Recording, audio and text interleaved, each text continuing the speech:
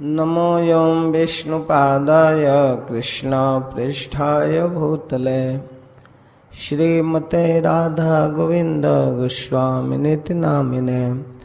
नमस्ते प्रभुपादिय देवं गौरवाणी प्रचारिणे निर्विशेष शून्यवादी ग्राम्यजन्निष्ठारिणे।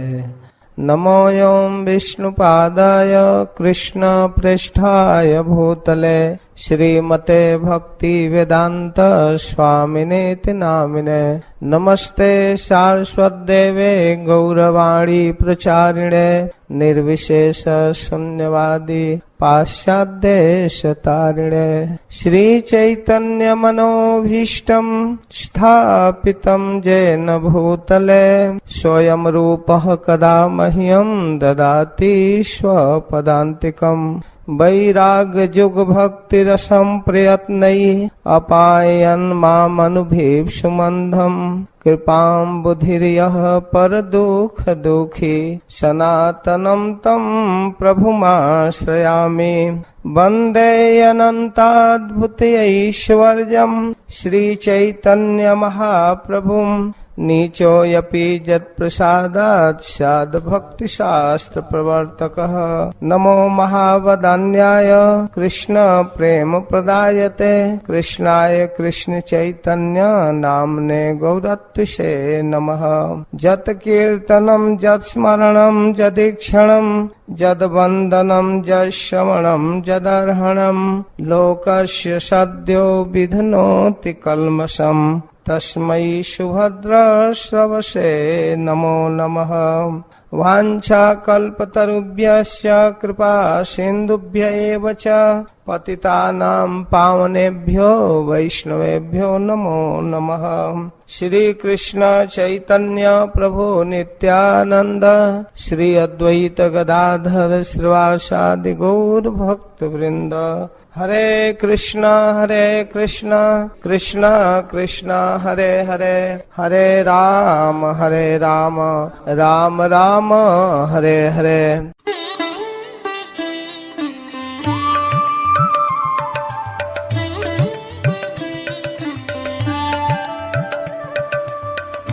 श्री कृष्ण चैतन्य प्रभु दया करो मोरे। श्री कृष्ण चैतन्य प्रभु दया करो मोरे। तुम बिना के दयालु जगत संसारे। तुम बिना के दयालु जगत संसारे। पतित पावन हेतु तब अवतार। पतित पावन हेतु तब अवतार। मौसम पतित प्रभु न पाइबे मौसम पतिता प्रभु न पाइबे। श्री कृष्ण चैतन्य प्रभु दया करो मोरे। श्री कृष्ण चैतन्य प्रभु।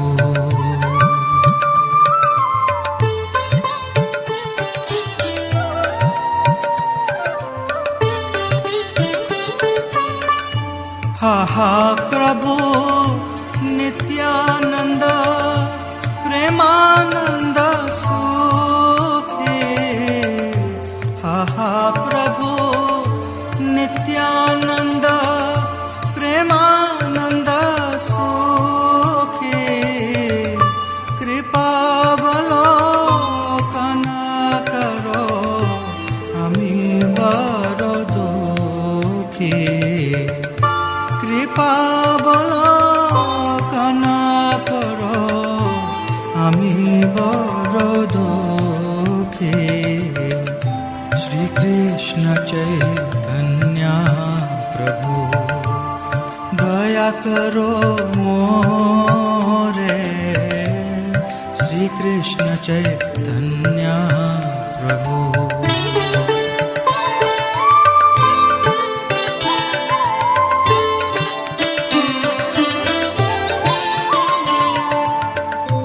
दया करो सीतापति अद्वैत गोसाई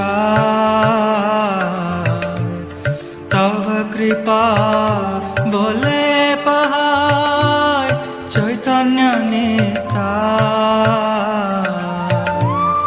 तव कृपा बोले पहाय चैतन्य निताय आहा स्वरूप सनातन रूप रघुना आहा स्वरूप सनातन रूप रघुना भट्ट जुगा श्री जीव प्रभु लोकना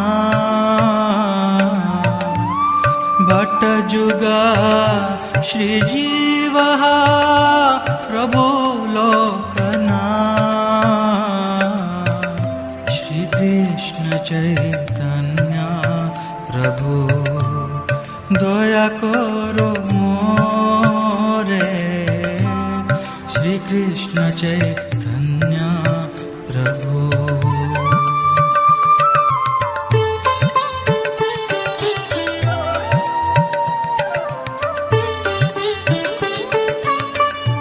दया करो श्री आचार्य प्रभु श्रीनिवास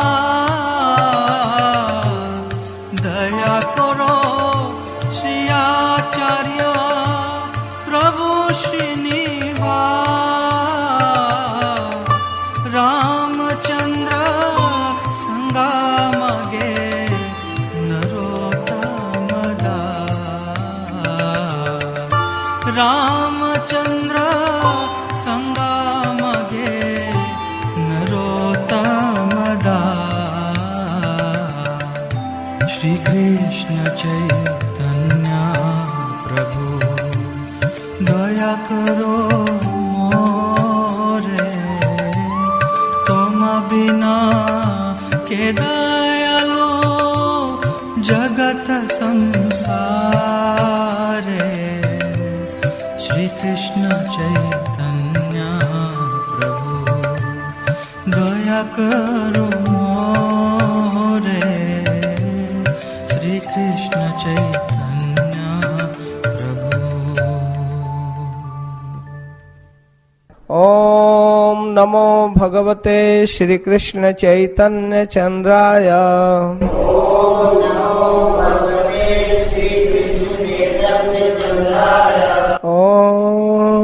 नमो भगवते श्री कृष्ण चैतन्य चंद्राय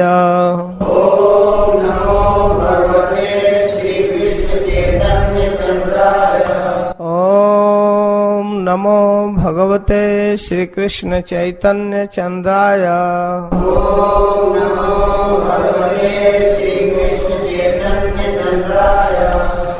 श्रूयतां श्रूयतां नित्यं गीयतां गीयतां मुदा चिन्त्यतां चिन्त्यतां भक्ता चैतन्य चरितामृतम्। आज 5 सितंबर 2014 को हम लोग माँ गंगा के पावन तट पर श्री गौर नित्यानंद मंदिर गौर धाम मखदुमपुर हस्तिनापुर में एक महत्वपूर्ण संकल्प के साथ उपस्थित हुए हैं। हमारा संकल्प है संपूर्ण गौर कथामृत का स्वादन करना, जो निश्चित रूप से श्रेयस्कर एवं मंगलप्रद है। साथ ही साथ यह अति संवेदनशील एवं अनाधिकार चेष्टा है। फिर भी बार बार भक्तों का आग्रह एवं अपने मन में उठी लालसा को करुणा पुरुषोत्तम श्री चैतन्य महाप्रभु की प्रेरणा मानकर दुरूह अर्थात दुष्कर प्रयास करने जा रहा हूँ।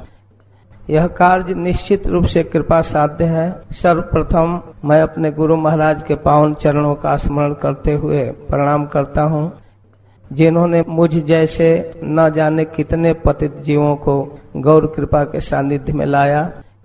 अपने सहज स्नेह, सौहार्द एवं सुमधुर सुस्पष्ट कथा प्रवाह से प्राकृत भोगों के तीक्ष्णता का अनुभव एवं अप्राकृत भगवत रसामृत का स्वादन कराया। साथ ही पतित पावन जगत गुरु श्रील प्रभुपाद, श्री रूप सनातन आदि गोस्वामीगण, व्यासावतार श्रील वृंदावन दास ठाकुर, श्रील कृष्णदास कविराज गोस्वामी एवं समस्त गौर परिकरों की कृपा अपेक्षित है। मैं सबके पावन चरणों में सादर, विनीत एवं कातर भाव से प्रणाम करता हूँ। सर्वाध्यक्ष अखिल विश्व ब्रह्मांड नायक अद्वैत तत्व साक्षात ब्रजेंद्र नंदन को कातर भाव से स्मरण एवं वंदन करता हूँ, जिन्होंने स्वयं को चैतन्य महाप्रभु के रूप में एवं अपने द्वितीय स्वरूप श्री बलराम को नित्यानंद के रूप में इस जगत में प्रकट किया। कथंचन स्मृते जस्मिन् दुष्करम सुकरम भवेत्, विस्मृते विपरीतम स्यात्, श्री चैतन्यम नमामितम्। किसी भी प्रकार से जिनका स्मरण करने पर दुष्कर यानी जटिल कार्य भी सुकर यानी आसान हो जाता है, एवं जिनका विस्मरण होने पर सुकर काम आसान काम भी कठिन हो जाता है, मैं उन श्री चैतन्य महाप्रभु को प्रणाम करता हूँ। श्री चैतन्य महाप्रभु के दिव्य चरित्र पर व्यासावतार श्री श्रीमन नित्यानंद प्रभु के कृपा पात्र श्री वृंदावन दास ठाकुर, श्री कवि कर्णपुर, श्री कृष्णदास कविराज गोस्वामी प्रभृतियों ने प्रकाश डाली है। मैं उन्हीं महापुरुषों की कृतियों का यत्किंचित अनुवाद का दुष्कर प्रयास मात्र करूंगा।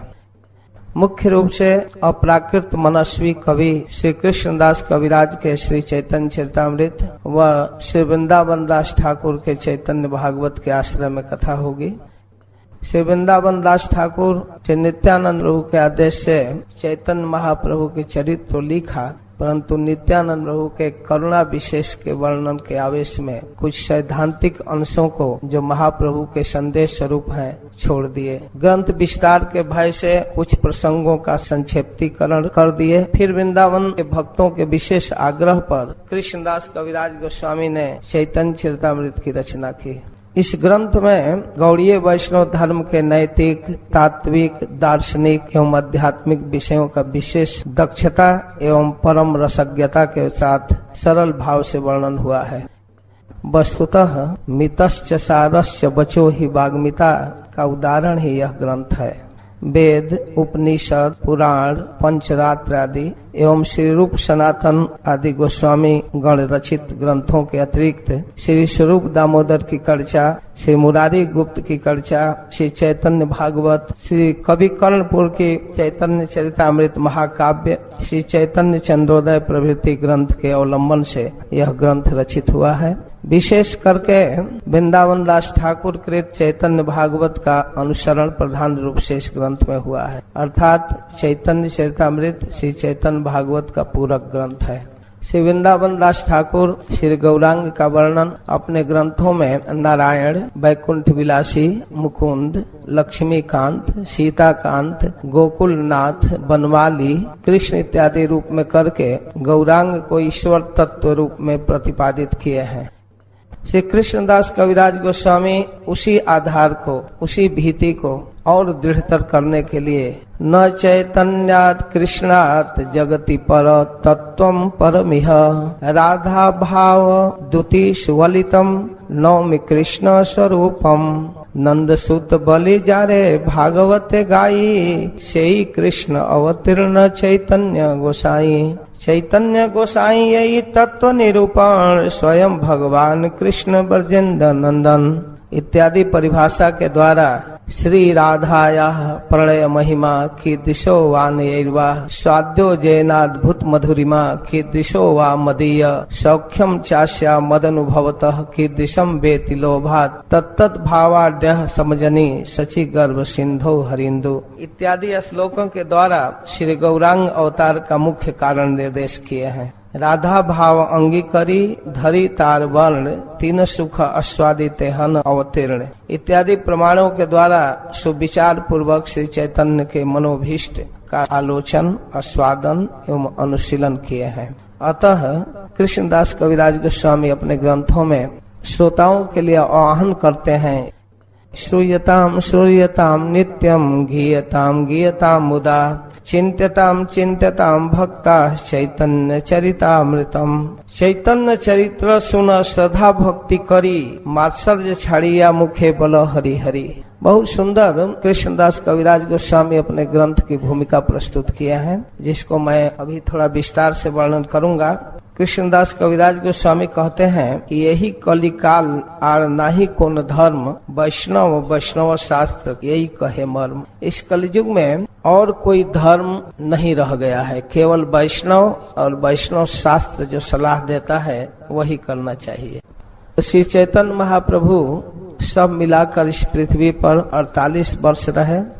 श्री चैतन्य चरितामृत के अनुसार 24 वर्ष तक नवद्वीप में रहे, जिसको आदि लीला या नवद्वीप लीला कहते हैं, और 6 वर्ष के गमनागमन तीर्थ यात्रा की लीला को मध्य लीला, और शेष के 18 वर्ष के लीला को अंत लीला या नीलाचल लीला के रूप में वर्णन हुआ है। लगभग 48 वर्ष के 3 भाग किया गया, 24, 6 और 18। तो आदि लीला, मध्य लीला और अंत लीला 3 खंडों में कृष्णदास कविराज गोस्वामी चैतन्य चरितामृत का वर्णन करते हैं। श्री चैतन्य भागवत के अनुसार 24 वर्ष के नवद्वीप लीला को 2 भाग में वर्णन करते हैं। पहले भाग में अवतार, बाल लीला, विद्या विलास, दिग्विजयी को पराजय, विष्णु प्रिया के साथ विवाह और गया यात्रा। और दूसरे भाग में, जिसको मध्य लीला के रूप में वर्णन किए हैं, वह है विद्यार्थियों को हरिनाम की महिमा का व्याख्यान, नित्यानंद प्रभु से मिलन, नवद्वीप के भक्तों के साथ भक्ति सुख का स्वादन, जगाई मधाई का उद्धार, अपने ऐश्वर्य आदि का दर्शन और सन्यास की योजना। और सन्यास के बाद के लीला को अंत लीला कहते हैं। 24 वर्ष लास्ट के अंत लीला को, सन्यास के बाद की लीला को, उसमें गमनागमन या यात्रा अथवा पुरी में निवास, इसको अंत लीला के रूप में वर्णन करते हैं। तो इस सत्र में अभी जो 7 दिन तक हम गौर कथा का स्वादन करेंगे, इसमें आदि लीला का वर्णन होगा।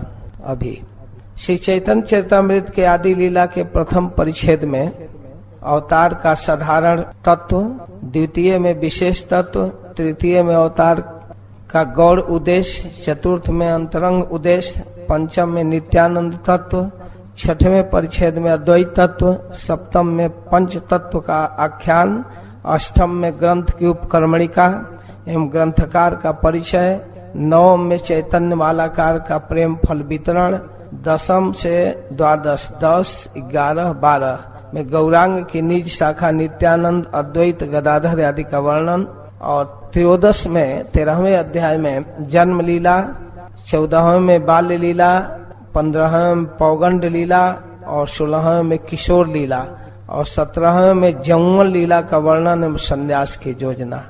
तो यहाँ तक की कथा होगी 7 दिन के अंदर। इसके साथ चैतन्य चरितामृत की भूमिका अथवा महात्म कहिए, जैसे किसी भी ग्रंथ को कहने के लिए, किसी भी कथा को कहने की एक परिपाटी है, उसके महात्म की कथा कहना। जैसे भागवत कथा में महात्म की कथा होती है, स्वयं कृष्णदास कविराज गोस्वामी महात्म की कथा कहते हैं।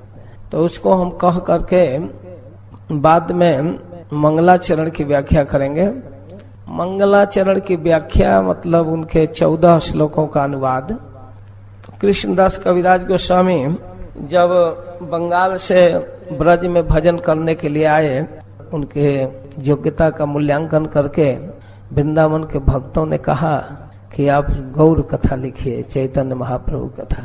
यद्यपि इसके पहले वृंदावन दास ठाकुर, जो साक्षात कृष्ण द्वैपायन व्यास देव हैं, और वही वृंदावन दास ठाकुर के रूप में गौर लीला में अवतार लिए थे, व्यासावतार, और नित्यानंद प्रभु के कृपा पात्र थे। नित्यानंद प्रभु ने उनको आदेश किया कि आप चैतन्य चरित्र लिखो, गौर कथा लिखो।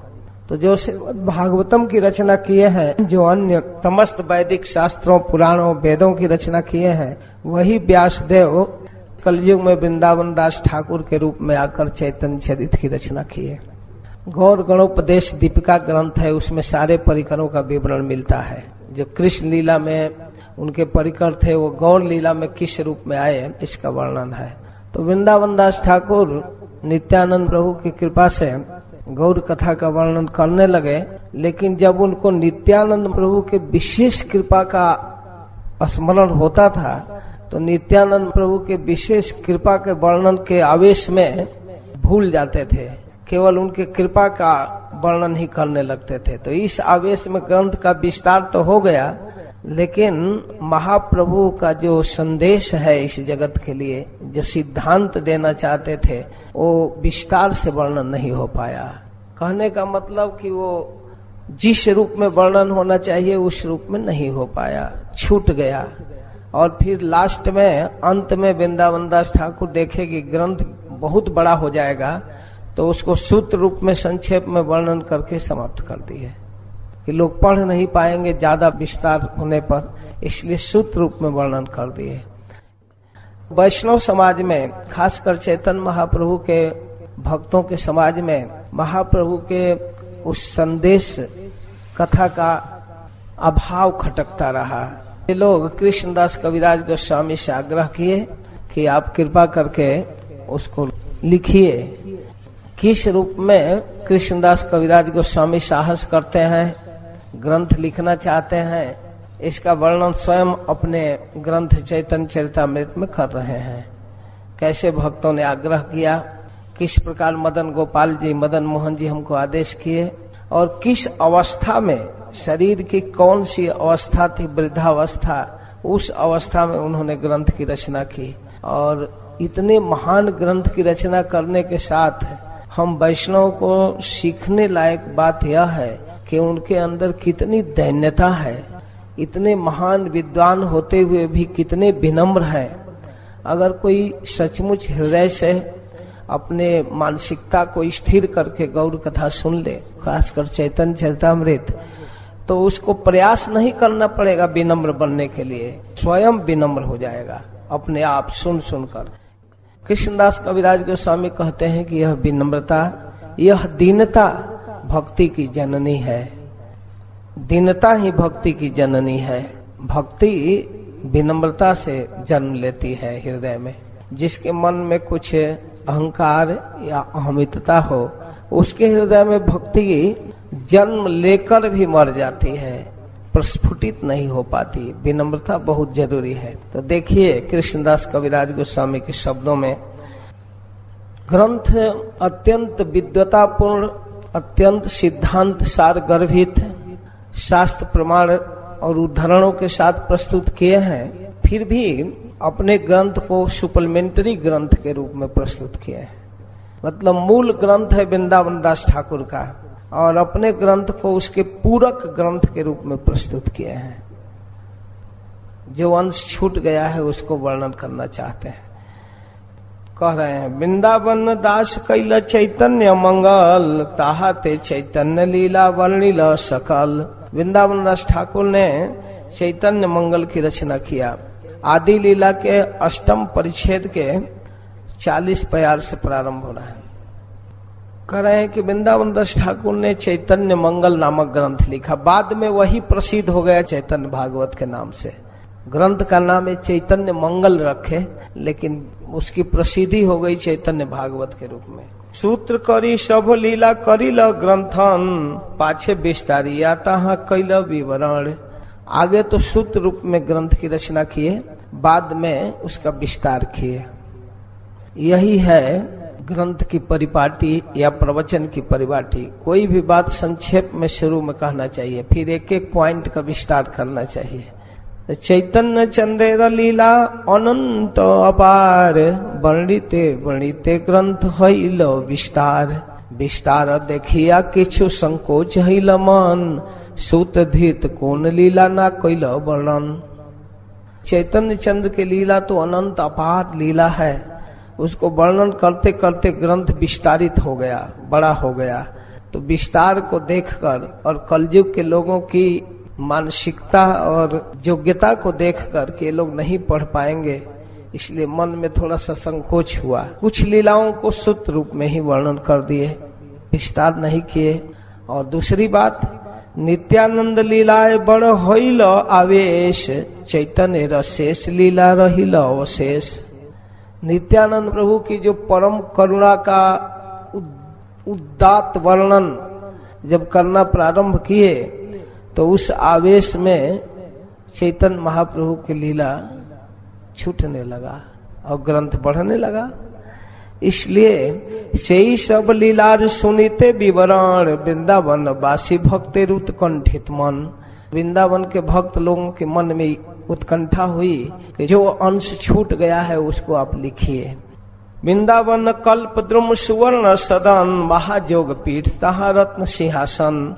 ताते बसिया छे साक्षात ब्रजेंद्र नंदन, गोविंद देव नाम साक्षात मदन।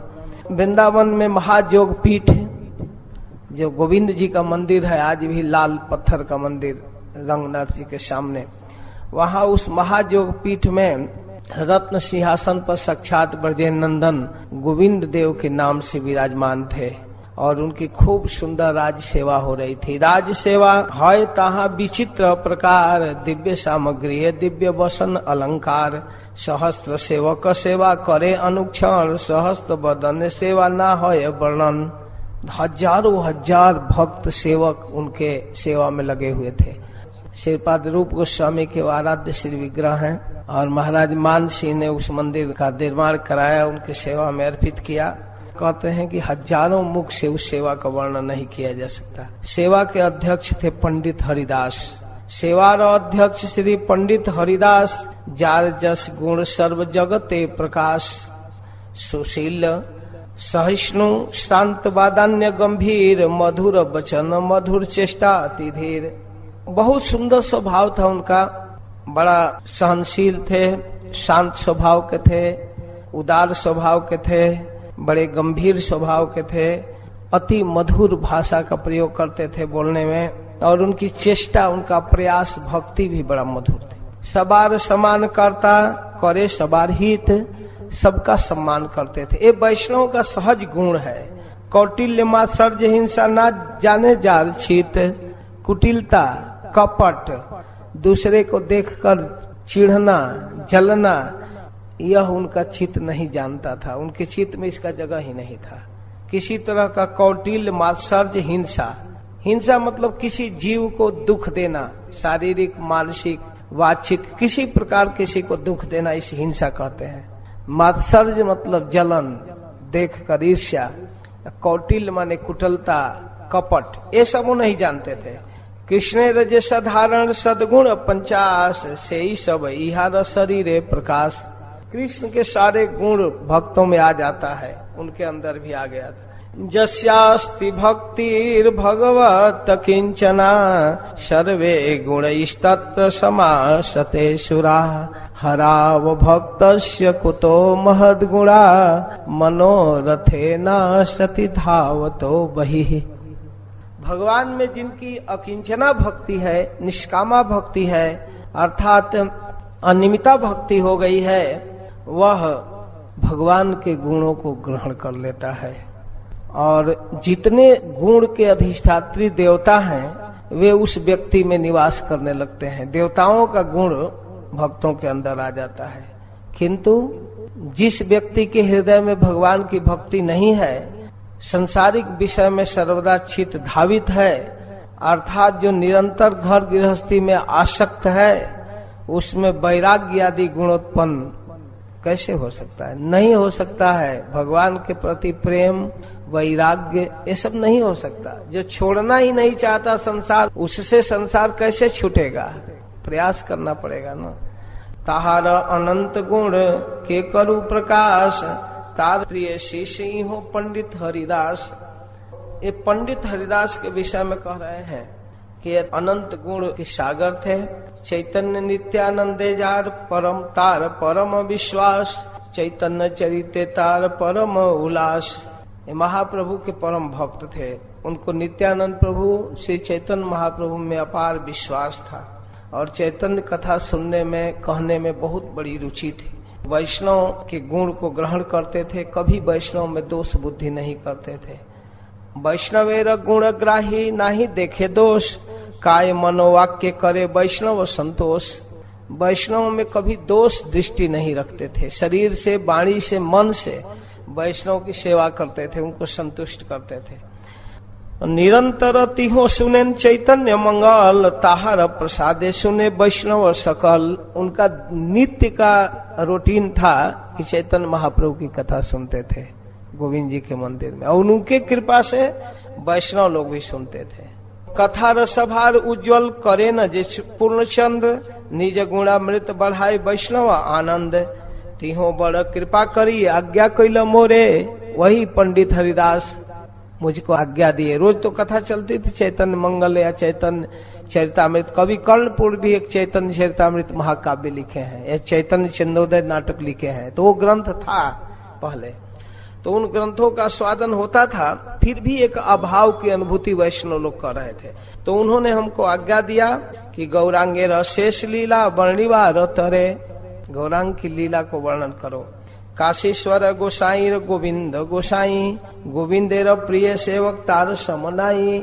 जादवाचार्य गोसाई श्री रूपेर संगी, चैतन्य चरिते तिहो अति बड़ रंगी। जिस समय कृष्णदास कविराज गोस्वामी ग्रंथ की रचना कर रहे हैं, उस समय रूप सनातन गोस्वामी नहीं है, तो उनके परिकरों का वर्णन कर रहे हैं कि वे लोग रूप गोस्वामी के साथ रहने वाले जादवाचार्य, ये लोग भी बहुत आनंद लेते थे। और पंडित गोसाई शिष्य भूगर्भ गोसाई, चैतन्य कथा बिना मुखे जार कथा नहीं। भूगर्भ गोस्वामी जो पहले वृंदावन गए थे लोकनाथ गोस्वामी के साथ, वो थे कथा का स्वादन करने। और भी गोविंद पूजक चैतन्य दास, मुकुंदानंद चक्रवर्ती, प्रेमी कृष्णदास, आर्जत वृंदावन वासी भक्तगण, जितने वृंदावन में निवास करने वाले गौड़ीय वैष्णव थे चैतन्य महाप्रभु के परिकर, सब लोगों के मन में ये लालसा हुई कि हम चैतन्य चरित का जो छूटा हुआ अंश है उसको सुने। शेष लीला सुनते सवार होइल मन, सबका मन हुआ। तो मोरे आज्ञा दिलो सबे करुणा करिया, मुझको सब लोग आज्ञा दिए। ता सवार बोले लिखी निर्लज हैया, उन्हीं लोगों के बल से मैं निर्लज होकर एक ग्रंथ लिखना प्रारंभ कर रहा हूँ। अगर कोई कुछ बोल लेता है, लिखी हुई बातें, सुनी हुई बातें ग्रंथ में विस्तार से वर्णन किया गया है, उसी को पढ़ लेता है तो सोचता है बहुत बड़े वक्ता है, बहुत बड़े विद्वान है। देखिए कहना है कि मैं उन्हीं लोगों के बल से कुछ लिखने जा रहा हूँ, लेकिन निर्लजता पूर्वक, संकोच नहीं हो रहा है, निर्लज होकर लिख रहा हूँ। वैष्णवेरा आज्ञा पाया चिंतित तो अंतरे, मदन गोपाल गेलाम आज्ञा मांगीवारे। अब लिखने का विचार जब बन गया तो मैं मंदिर में गया और जाकर के आज्ञा मांगा। दर्शन करिया कैनु चरण बंदन, गोसाई दास पुजारी करें चरण सेवन। गोसाई दास नाम के पुजारी थे, वो सेवा करते थे भगवान का। प्रभु र चरण जबे आज्ञा मांगिल, प्रभु कंठ हईते माला खसिया पड़िल। जब मैं नीचे जाकर प्रणाम किया उनके चरणों में कि हे गोविंद जी, हे मदन गोपाल, आप कृपा करके आज्ञा दीजिए ग्रंथ लिखूं, तो उनके गले में जो माला था वो माला निकल कर गिर पड़ा। सकल वैष्णव गण हरि ध्वनि दिल, गोसाई दास आनी माला मोर गले दिल। माला निकल कर आ गया, वो माला गोसाई दास जी मुझको पहनाए। आज्ञा माला पाइया मोरे होइल आनंद, इसका मतलब गोविंद जी की आज्ञा हो गई तो बड़ा आनंद आया। ताहार करीनु तबे ग्रंथेर आरंभ, तब मैं ग्रंथ लिखना प्रारंभ किया। यही ग्रंथ लिखाए मोरे मदन मोहन, हमारा लिखन जेन सुकेर पठन।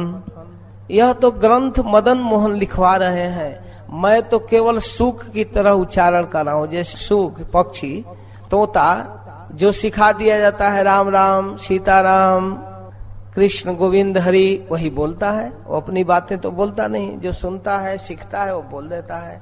वैसे मैं मदन मोहन की बातें बोल रहा हूँ, मेरा मुंह केवल माइक का काम कर रहा है, आवाज मदन मोहन का है। और दूसरा उदाहरण देते हैं, काष्टेर पुतली जेन कुह के नचाए। काष्ट की पुतली नाचती है, लेकिन उसके साथ एक पतला धागा बांधकर वो दूसरा नचाता है, उसके हाथ में कंट्रोलिंग पावर है। वैसे कुलादि देवता मोर मदन मोहन, जार सेवक रघुनाथ रूप सनातन, सब लोग सेवा किए हैं वही मदन मोहन। वृंदावन दासेर पाद पद्म करी ध्यान, तार आज्ञा लैया लिखित जहाते कल्याण।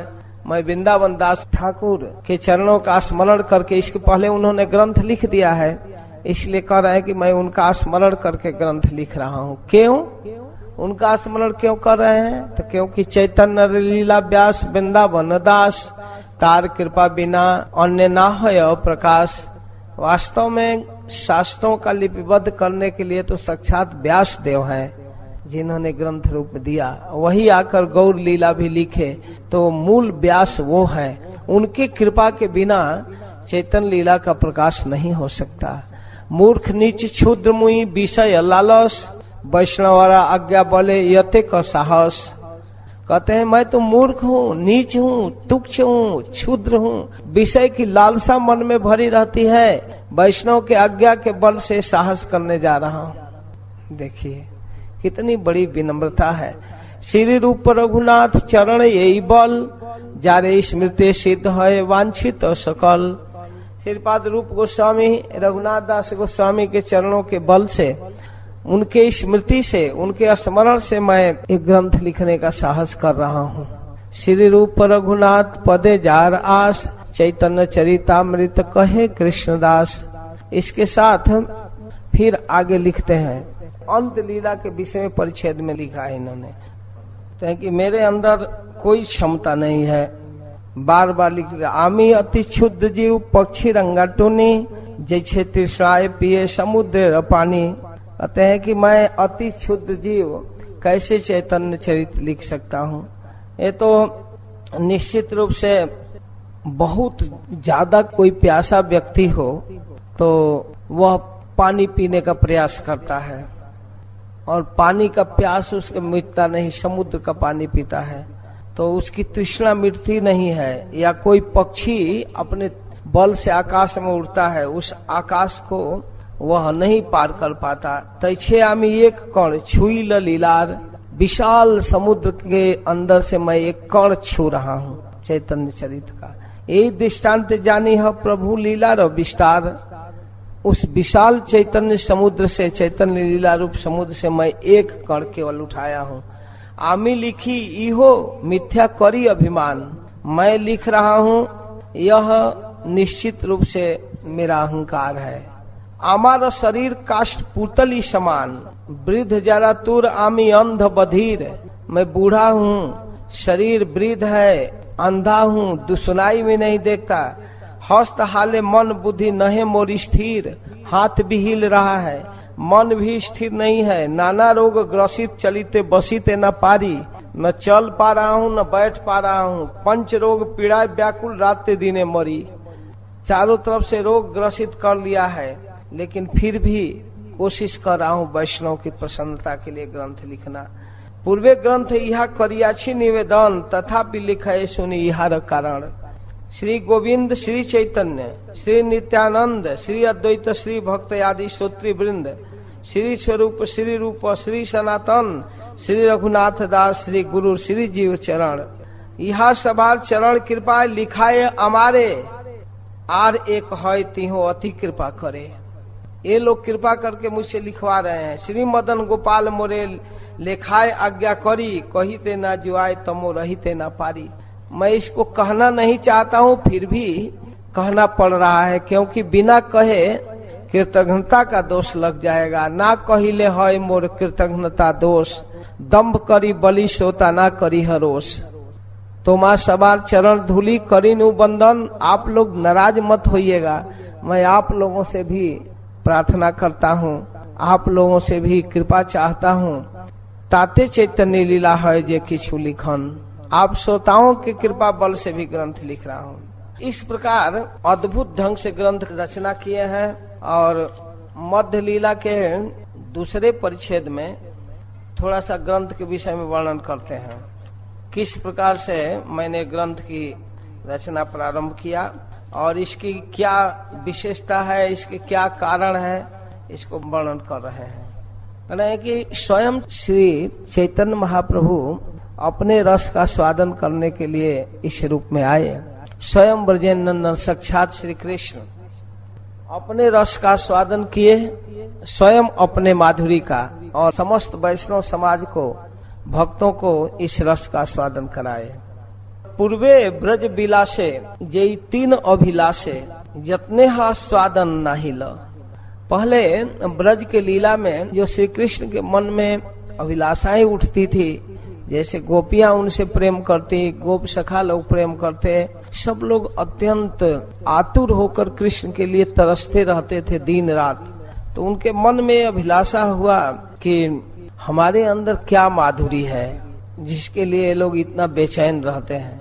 उस अभिलाषा से श्री राधार भाव सार अपने कोरी अंगीकार से ही 3 वस्तु अस्वादिल। राधा भाव को स्वीकार करके स्वयं अपने भक्ति का स्वादन किए। अपने करी अस्वादन सिखाई ल भक्त गणे प्रेम चिंता मणि प्रभु धनी। यही गुप्त भाव सिंधु ब्रह्मा ना पाए एक बिंदु जेन घन बिलाइल संसारे। कृष्णदास कविराज गोस्वामी कहते हैं, ऐसे गुणतम रस का स्वादन महाप्रभु किए, ऐसे गुणतम रस का, उसका स्वादन के बहाने भक्तों को सिखाए। प्रेम चिंता मणि, प्रेम चिंता मणि के धनी प्रभु अपने सुख का, अपने माधुरी का स्वादन स्वयं भक्त रूप में करने के लिए आए।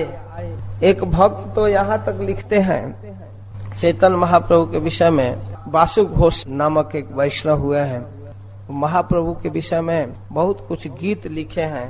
वे महाप्रभु के बड़े प्रिय भक्त थे। उनकी रचनाओं में महाप्रभु के भाव, उनकी भक्ति का सम्यक रूप से वर्णन हुआ है। वो लिखते हैं, यदि गौर ना होइत तबे की हईत के मने धरी ताम दे। राधार महिमा प्रेम रस सीमा जगत जानात के। यदि गौर ना होइत तबे की हईत के मने धरी ताम दे। राधार महिमा प्रेम रस सीमा जगत जानात के। यदि इस कलयुग में भगवान गौरचंद्र के रूप में प्रकट नहीं हुए होते तो हमारा क्या होता, हम कैसे जीवन धारण करते। श्री राधा रानी की महिमा और प्रेम रस के उच्चतम सीमाओं को जगत के लोगों को कौन बताता, अर्थात प्रेम रहस्य को कौन प्रकट करता। इस प्रेम रहस्य को प्रकट करने के लिए गौर रूप में महाप्रभु आए। अपने करी आस्वादन सिखाई ल भक्त गणे प्रेम चिंता मणि प्रभु धनी। प्रेम चिंता मणि के धनी है प्रभु। चिंता मणि एक ऐसा रत्न है, एक पत्थर है शिला, उसको हाथ पर रख करके आप जो सोचिए वो हो जाएगा। पारस पत्थर है कि लोहा में स्पर्श कराइए तो सोना बना देगा। तो केवल लोहा को, तांबा को, पीतल को या और दूसरे पत्थर को नहीं, केवल लोहा को। और चिंतामणि एक ऐसा पत्थर है कि उसको हाथ में लीजिए और सोचिए, जो भी मन में आपकी आवे वो वस्तु सामने आ जाएगा। तो जिस चिंतामणि को हाथ में लेते ही सारी कामनाएं पूर्ण हो जाती है, सोचते ही, वैसे महाप्रभु चिंतामणि, प्रेम चिंतामणि के धनी है। नाही जाने स्थाना स्थान जारे तारे कैला दान महाप्रभु दाता शिरोमणि। उस चिंतामणि को लेकर आए, नाम चिंतामणि को, और ये विचार ही नहीं किए कि किसको देना चाहिए किसको नहीं देना चाहिए। जो सामने आया उसको दिए। ना जानी स्थाना स्थान जारे तारे कैला दान महाप्रभु दाता शिरोमणि। ऐसे दाता शिरोमणि है। यही गुप्त भाव सिंधु ब्रह्मा ना पाए एक बिंदु हे न धन बिलाई ल संसारे। जिस कृष्ण प्रेम के रहस्य को ब्रह्मा तक नहीं जानते, भगवान के बाद दूसरे व्यक्ति का नाम है ब्रह्मा। जिस प्रेम को, जिस गोपी प्रेम को, जिस ब्रज प्रेम को ब्रह्मा को पता नहीं है, उस प्रेम को, उस गुप्त भाव सिंधु को इस संसार में लाकर बिला दिए, फेंक दिए।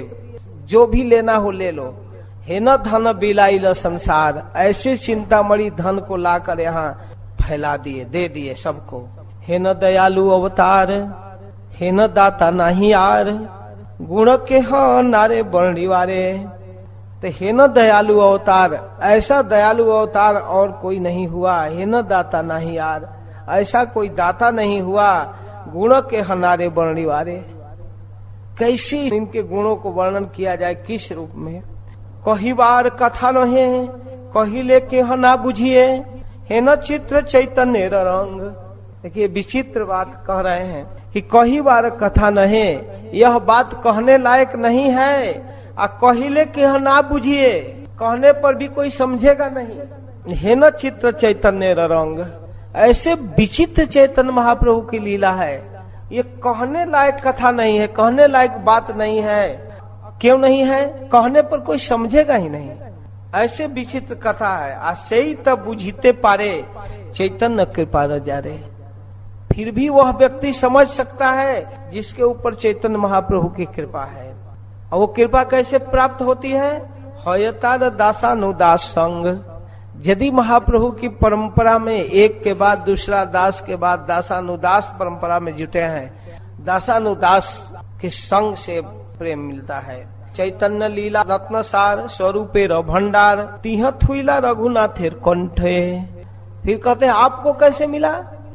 तो कहते हैं चैतन्य लीला का जो सार रत्न है वो स्वरूप दामोदर के कंठ से, स्वरूप दामोदर के कर्चा से निकला है। कर्चा माने डायरी, डायरी में नोट किए थे महाप्रभु के भाव भंगिमा को, लीलाओं को।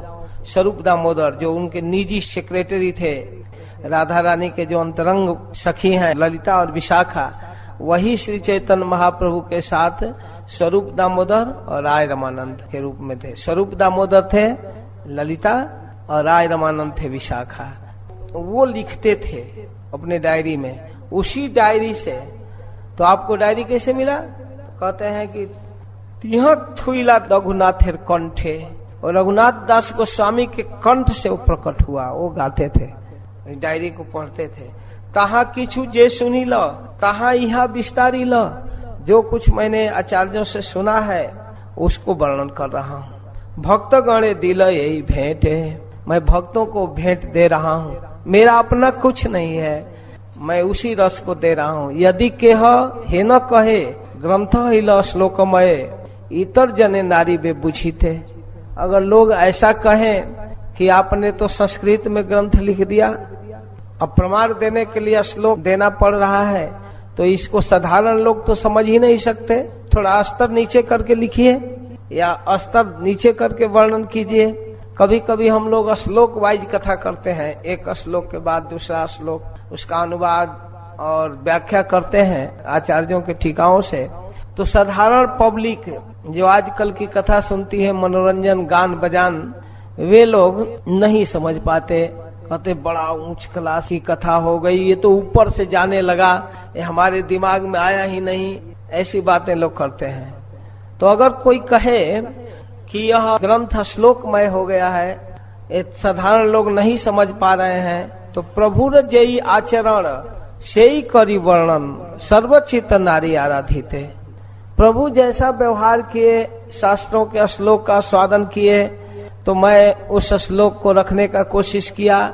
मैं महाप्रभु की लीला लिख रहा हूँ, मैं समाज के लोगों का तुष्टिकरण नहीं कर रहा हूँ। सर्वचित नारी आराधित, सबके मन को खुश भी नहीं किया जा सकता है।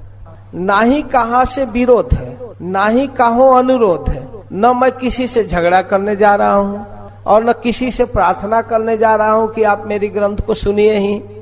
सहज वस्तु करी विवेचन, मैं सरल रूप में महाप्रभु के लीला को वर्णन कर रहा हूँ। यदि है राग द्वेष, देखिए भाई सिद्धांत यह है कि यदि राग और द्वेष है तहाँ है आवेश।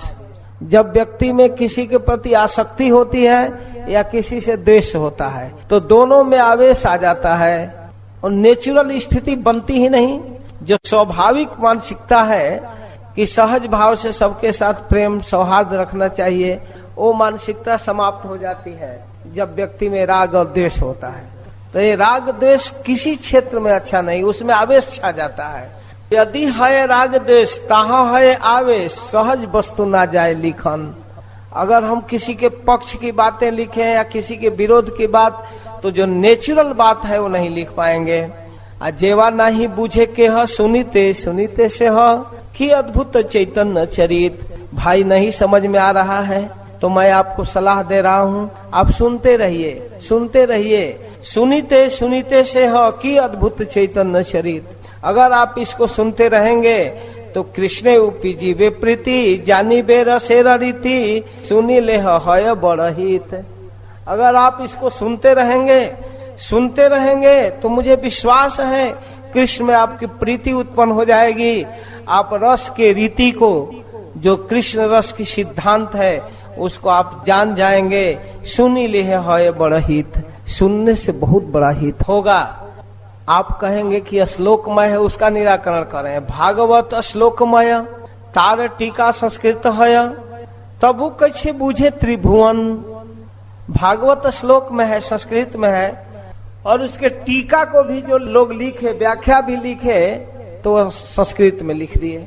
आज भी लोग कहते हैं कि प्रभु जी श्रीधर स्वामी, विश्वनाथ चक्रवर्ती ठाकुर और जीव गोस्वामी, कम से कम 3 टीका का हिंदी तो कर देना चाहिए। आप लोग कृपा करके उसको हिंदी में लिख दीजिए। लेकिन लाख भाषांतर करने पर भी जो मूल टीका का भाव है वो नहीं उभर आता, नहीं आता है सामने। जो उन श्लोक में सूत्र रूप में श्रीपाद श्रीधर स्वामी ने भाव प्रकट किया है, उसको 50 शब्द देकर भी क्लियर नहीं हो पाता है। वो तो अपने संस्कृत भाषा में ही उसको प्रकाशित किए हैं, फिर भी कुछ हद तक वहां जाया जा सकता है। कह रहे हैं कि भागवत श्लोक में टीका तार संस्कृत है तबु कैसे बूझे त्रिभुवन। फिर भी लोग भागवत की कथा जानते हैं। यहाँ श्लोक 2-4, मैं तो 2-4 श्लोक लिखा आ तार व्याख्या भाषा करी। मैं कोई ऐसा श्लोक नहीं लिखा जिसकी अर्थ नहीं किया, मैं बंगला में अर्थ कर दिया हूँ। आ केना ना बुझेबे सर्वजन, क्यों नहीं लोग बूझेंगे, अवश्य बूझेंगे।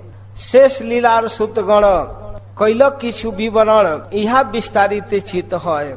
तो शेष लीला के सूत्र का कुछ विवरण हुआ है, इसको विस्तार करने के मन में है। थाके यदि आयु शेष, अगर हमारा उम्र रहेगा, बच जाऊंगा, तो विस्तारी बेस लीला शेष, अंत लीला का भी विस्तार करूंगा। यदि महाप्रभु कृपा है, यदि महाप्रभु की कृपा है, मृत्यु नहीं हो पाएगी, बचा रहूंगा, तो मैं जरूर इसका वर्णन करूंगा। आमी वृद्ध जरातुर लिखिते कापये कर मने किछु स्मरण न होए। कहते हैं कि मैं तो बूढ़ा अवस्था से जर्जर हो गया हूँ, हाथ कांप रहा है लिखने में, मन में कुछ सोचता हूँ वो भूल जाता है। ना देखिए नयन है, आंख से दिखाई नहीं दे रहा है, ना सुने ये श्रवण है, अगर कोई कुछ कहता है तो सुनाई नहीं दे रहा है। तबु लिखिए बड़ विस्मय, फिर भी मैं लिख रहा हूँ। यह देखिए आश्चर्य, देख भी नहीं पा रहा हूँ। यही अंत लीलार सार सूत्र मध्य विस्तार करी किछु करी वर्णन। इस प्रकार मैं अंत लीला का सूत्र अभी लिख देता हूँ, भय से कि हो सकता है कि न रह पाऊं। यहाँ मध्य मरी जबे, अगर मैं पूरा लीला नहीं कर पाऊं, बीच में मर गया, तो वर्णिते नारीवत होबे, तो वर्णन नहीं कर पाऊंगा। यही लीला भक्तगण धन, तो जो मैं शुद्ध रूप में लिख दिया वही भक्तों का धन रह जाएगा। अगर बच गया तो विस्तार करूंगा। संक्षेपे यही सूत्र कैल जेई यह ना लिखिल आगे तहा करीब विचार। संक्षेप में लिख लिया, जो चीज छूट गया है उसको जीवन शेष रहेगा तो आगे लिखूंगा। यदि तत् दिन जिए महाप्रभु कृपा है इच्छा करी करीब विस्तार। अगर महाप्रभु की कृपा से जीवित रह गया तो इसको विस्तार पूर्वक लिखूंगा। छोट बड़ भक्तगण बंदो सवार श्री चरण सबे मोरे करह संतोष। बड़े और छोटे सभी भक्तों के चरणों की मैं वंदना करता हूँ, सबके चरणों की मैं वंदना करता हूँ। सब लोग मुझको आशीर्वाद दीजिए, कृपा कीजिए। स्वरूप गोसाई मत रूप रघुनाथ जाने जात ताही लिखी नाही मोर दोष। बार बार कह रहे हैं कि भाई मैं कुछ अपनी बातें नहीं लिख रहा हूँ, स्वरूप गोस्वामी और रघुनाथ दास गोस्वामी की बात को लिख रहा हूँ। श्री चैतन्य नित्यानंद अद्वैत आदि भक्त वृंद सिरे धरी सबारो चरण। स्वरूप रूप सनातन रघुनाथेर श्री चरण धूली करी मस्तक भूषण। मैं इन आचार्यों के चरण धूलि को मस्तक पर रख रहा हूँ। पाइया जा रहा आज्ञा धन ब्रजेर वैष्णव गण, बंदोतार मुख्य हरिदास।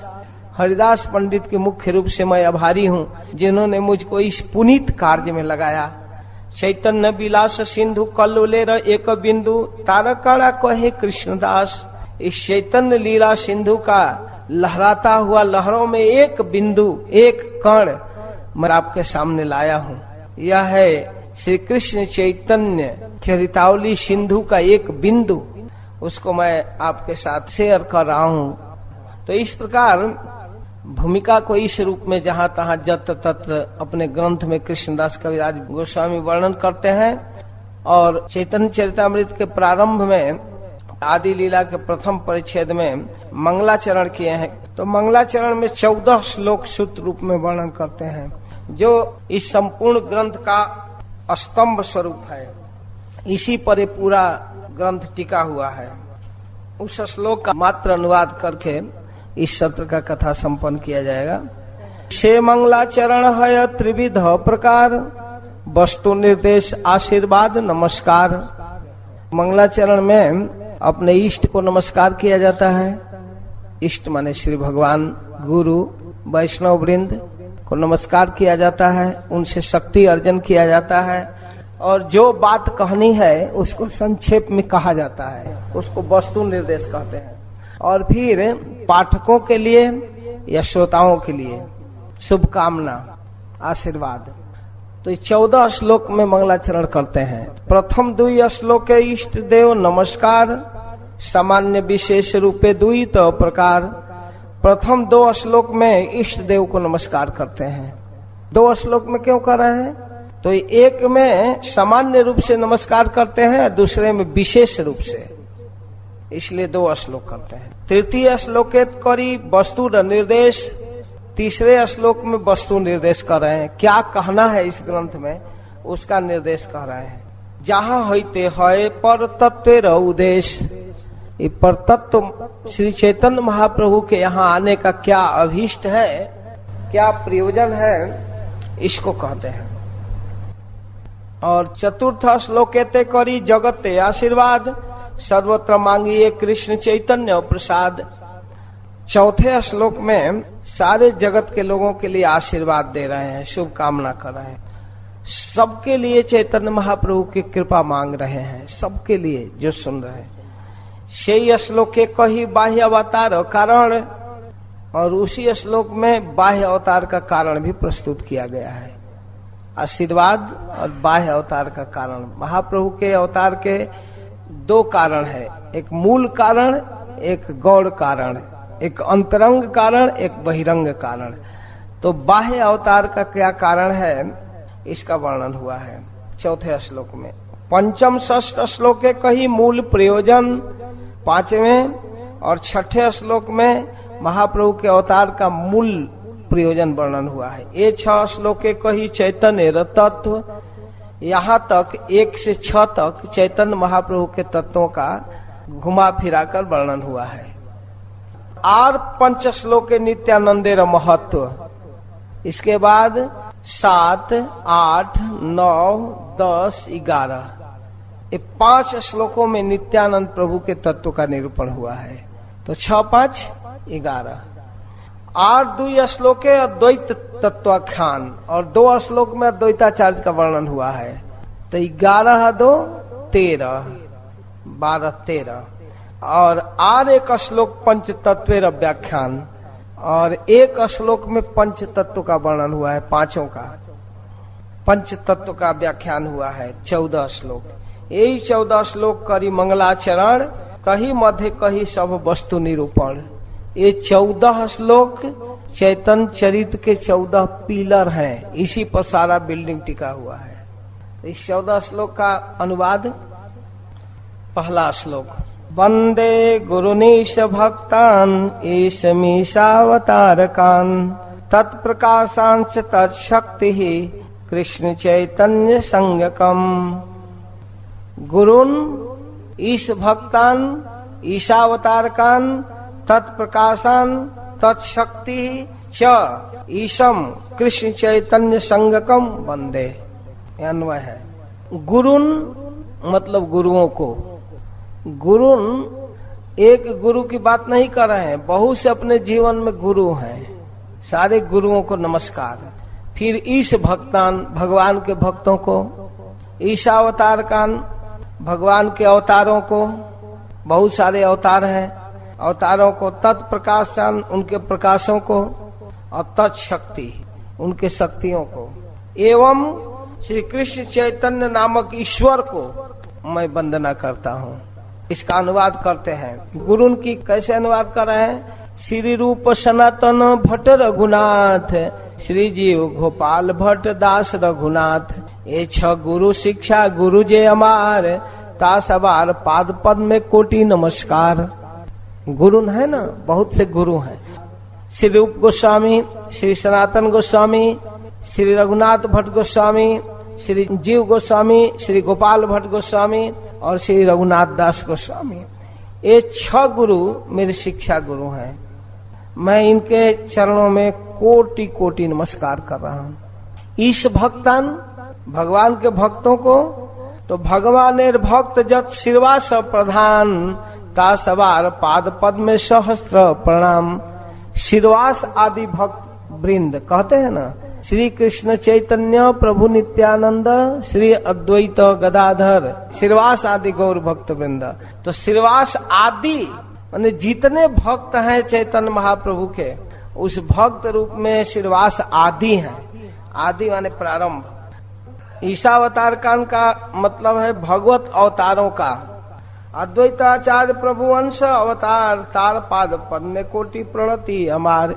अद्वैताचार्य जो प्रभु के अंशावतार हैं, अंशावतार महाविष्णु के अवतार, जो मूल अद्वैत तत्व ब्रजेन नंदन स्वयं श्री कृष्ण, उनके दूसरा स्वरूप है श्री बलराम, और श्री बलराम के विस्तार है चतुर्बाहु, वासुदेव संकर्षण प्रद्युम्न अनिरुद्ध है, और इनके विस्तार है महाविष्णु कारणोदक साई आदि। तो अंश है। तो वही कह रहे हैं कि अद्वैत आचार्य प्रभु अंश अवतार, तार पाद पद में कोटि प्रणति हमार। ये पंच तत्व में सभी भगवत स्वरूप हैं, लेकिन अंशावतार है, तो उनको अद्वैताचार्य को प्रणाम करें। ईशावतार कान, फिर तत्प्रकाश अंश उनके प्रकाशों को, दूसरा स्वरूप नित्यानंद राय प्रभु स्वरूप प्रकाश, तार पाद पद में बंदी जान मुई दास। नित्यानंद प्रभु महाप्रभु के दूसरा स्वरूप है श्री बलराम। ब्रजेन नंदन जई सची सुत हैल सही, बलराम हैल निताई। श्री बलराम नित्यानंद है, उनको प्रणाम कर रहे हैं। तत्शक्ति ही उनके शक्तियों को, गदाधर पंडित आदि प्रभु निज शक्ति, ता सवार चरणे मोर सहस्त्र प्रणति। गदाधर पंडित राधा रानी के अवतार हैं। साक्षात गौर गदाधर मंदिर बंगाल में बहुत है। राधा कृष्ण, जैसे कृष्ण बलराम गौर नित्यानंद, वैसे गौर गदाधर माने राधा कृष्ण। ऐसे चैतन्य महाप्रभु के अंदर राधा का भाव और कांति, और कृष्ण ने राधा कृष्ण मिलित विग्रह है चैतन्य महाप्रभु, और गदाधर जी साक्षात राधा रानी का स्वरूप। तो गदाधर पंडित प्रभु निज शक्ति, ता सवार चरण मोर सहस्त्र प्रणति। और ईशम च एवं ईशम कृष्ण चैतन्य संगकम, श्री कृष्ण चैतन्य नामक ईश्वर को मैं वंदना करता हूँ। वंदे श्री कृष्ण चैतन्य प्रभु स्वयं भगवान, ताहार पदारविंद अनंत प्रणाम। श्री कृष्ण चैतन्य स्वयं भगवान है, और उनके चरण कमलों में हमारा अनंत प्रणाम है। सावरण प्रभु रे करिया नमस्कार, यही छते हो जैसे करिए विचार। इन परिकरों के साथ मैं इनको प्रणाम करता हूँ। तो इसमें मुख्य और गौड़ सबको समान रूप से अधिकार प्राप्त हो, उसे सामान्य अधिकार कहते हैं। जिसमें जिस प्रणति में सामान्य नमस्कार की परिभाषा बतला रहे हैं, जिसमें मुख्य और गौड़ सबको समान रूप से अधिकार दिया गया, स्वयं भगवान और उनके परिकरों के साथ जो एक साथ सबका सम्मान दिया गया, समान रूप से अधिकार, उसको सामान्य प्रणाम कहते हैं, प्रणति। इस श्लोक में मुख्य वस्तु है श्री कृष्ण चैतन्य महाप्रभु, साथ ही प्रकाश वर्ग, नित्यानंद प्रभु, गुरु वर्ग अवतार वर्ग, शक्ति वर्ग और भक्त वर्ग आदि को समान रूप से नमस्कार किया गया है। सबको एक साथ नमस्कार किया गया। ये है मंगलाचरण का पहला श्लोक। दूसरा, वंदे श्री कृष्ण चैतन्य नित्यानंदौ सहोदितौ गौरोदय पुष्पवन्तौ चित्रो संदो तमोनुदौ। गौरोदय, गौड़ देश रूप उद्याचल पर, गौड़ पूर्व दिशा में, गौड़ पर्वत के ऊपर, मतलब गौड़ देश में जो प्रकट हुए। जैसे सूर्योदय होता है जिस पर्वत पर, उस उदयाचल कहते हैं, जहाँ डूबते हैं सूर्य उसका अस्ताचल। भारतवर्ष के पूर्व में गौड़ देश रूप उदयाचल पर सहोदितौ, एक ही साथ उदित हुए, संदौ मंगलप्रद, तमोनुदौ अंधकार को नाश करने वाले, चित्रौ आश्चर्यजनक, पुष्पवन्तौ चंद्रमा और सूर्य एक साथ सूर्य चंद्र उदित हुए। श्री कृष्ण चैतन्य नित्यानंदौ, जो श्री कृष्ण चैतन्य और नित्यानंद के नाम से प्रसिद्ध है, वंदे, मैं उनकी वंदना करता हूँ। ये स्पेशल, ये विशेष प्रणाम है। गौड़ोदय, गौड़ देश रूप उद्याचल पर, ब्रज जे बिहरे पूर्वे कृष्ण बलराम कोटि सूर्य चंद्र जिनि दोहार निज धाम। जो ब्रज में पहले कृष्ण बलराम के नाम से विहार किए, करोड़ों सूर्य और चंद्रमा जिनके अंशभूत हैं, जो निज धाम है, उनसे जो निकलते हैं, वे कृष्ण बलराम जो पहले ब्रज में विहार किए, ब्रज लीला में, द्वापर में, सेई दुई जगते हैया सदाए गौड़ देश पूर्व शैल करिला उदय। वही दोनों कृष्ण बलराम, कृष्ण चंद्र और बलराम चंद्र दोनों अब गौड़ देश में, गौड़ देश के उदयाचल में पूर्व शैल पर उदय हुए। सहोदितौ, एक साथ उदित हुए। श्री कृष्ण चैतन्य आर प्रभु नित्यानंद जहार प्रकाशे सर्व जगत आनंद। श्री कृष्ण चैतन्य और नित्यानंद प्रभु उदित हुए और जिनसे सारा जगत आनंदित हुआ, सारे जगत को आनंद हुआ। जैसे पूर्व दिशा में बंगाल में महाप्रभु चैतन्य महाप्रभु और नित्यानंद प्रभु, गौर नित्यानंद प्रभु प्रकट हुए, वैसे कृपा करके आपके धाम में, आपके गांव में भी प्रकट हुए हैं गौर नित्यानंद, श्री चैतन्य महाप्रभु, नित्यानंद प्रभु। संदो मंगलप्रद, देखिए सूर्य चंद्र हरे जैसे सब अंधकार वस्तु प्रकाशिया करे धर्मेर प्रचार। जैसे सूर्य और चंद्रमा अंधकार का हरण करते हैं, वैसे ही ये दोनों सूर्य चंद्र क्या करते हैं, व्यक्ति के अंदर का ज्ञान हरण करते हैं और धर्म का प्रचार करते हैं। यही मत दुई भाई जीवेर अज्ञान तमो नाश करी करे वस्तु तत्वदान। इस प्रकार जीव के अंदर जो अज्ञान है, उस अज्ञान का नाश करके वास्तविक वस्तु का दान करते हैं। तमोनुदऊ, अज्ञान तमेर नाम कहिए कहता धर्म अर्थ काम वांछा आदि यही सब। कि क्या अंधकार है, क्या अज्ञान है चित्त का। विषय थोड़ा सा दुरूह है लेकिन सरलता से समझाने का कोशिश किया गया है। तो अज्ञान तम का नाम है कैतव। कैतव माने वंचना, ठगना। हम जिससे चीट हो जाते हैं, ठग लिए जाते हैं, उसको कैतव कहते हैं। कैतव मतलब ठगा जाना। वो क्या है, धर्म अर्थ काम वांछा। कुछ धार्मिक अनुष्ठान करेंगे, दान पुण्य करेंगे तो स्वर्ग में सुख मिलेगा। कुछ धन कमाएंगे, यहाँ तो धन संपत्ति प्राप्त करके सुख मिलेगा। विविध प्रकार के मन में लालसा है, स्त्री सुख आदि। ये सब जीव के साथ छल है, कैतव है। तार मध्य मोक्ष वांछा, कैतव प्रधान। उसमें भी जो मोक्ष वांछा है, मुक्ति की कामना, वो और ज्यादा ठगबाजी है। ये देखिए विचित्र बात। अर्थ धर्म काम मोक्ष, ये चार पुरुषार्थ रूप में वर्णन किया गया है। यहाँ कह रहे हैं कि वो कैतव प्रधान है मुक्ति। जहाँ है ते कृष्ण भक्ति है अंतर्धान।